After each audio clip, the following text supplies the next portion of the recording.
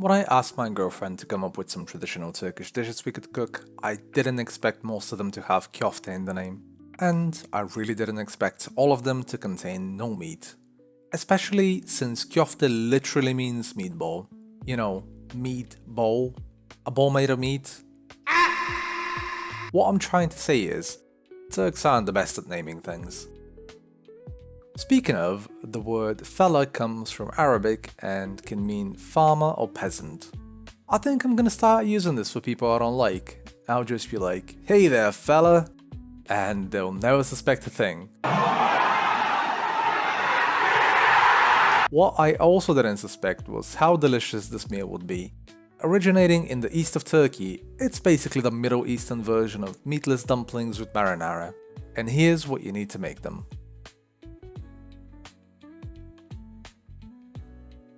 We start by adding the bulgur and 200 ml of warm water to a bowl.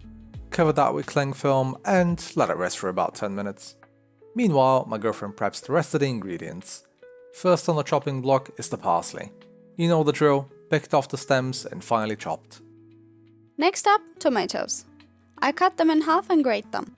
We'll be using those together with the parsley once it's time to make the sauce. After 10 minutes, she removes the cling film and adds the semolina, flour, tomato paste, a tablespoon of pepper paste, and salt. Then she fills a glass with 50 ml of hot water and adds it bit by bit while mixing.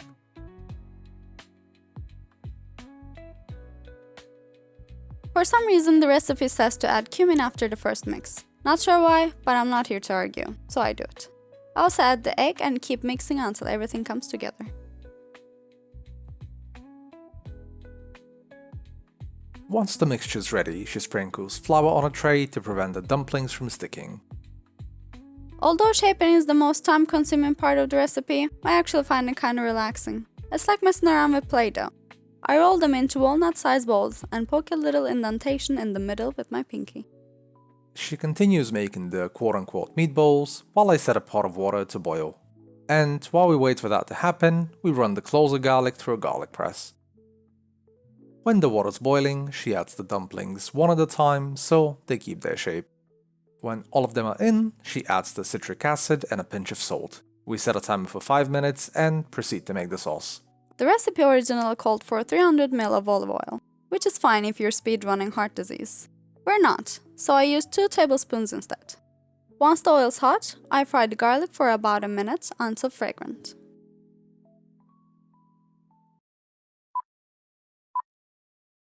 Oh, time is up. Why did you wait for the countdown? Did you want to see men kissing? We pull the pan off the heat so the garlic doesn't burn, drain the dumplings and turn our attention back to the sauce. I add the tablespoon of pepper paste, stir for 30 seconds, then in go the grated tomatoes. After 2-3 minutes of reducing, I kill the heat and stir in the parsley. Then the köfte is going for a quick toss until coated.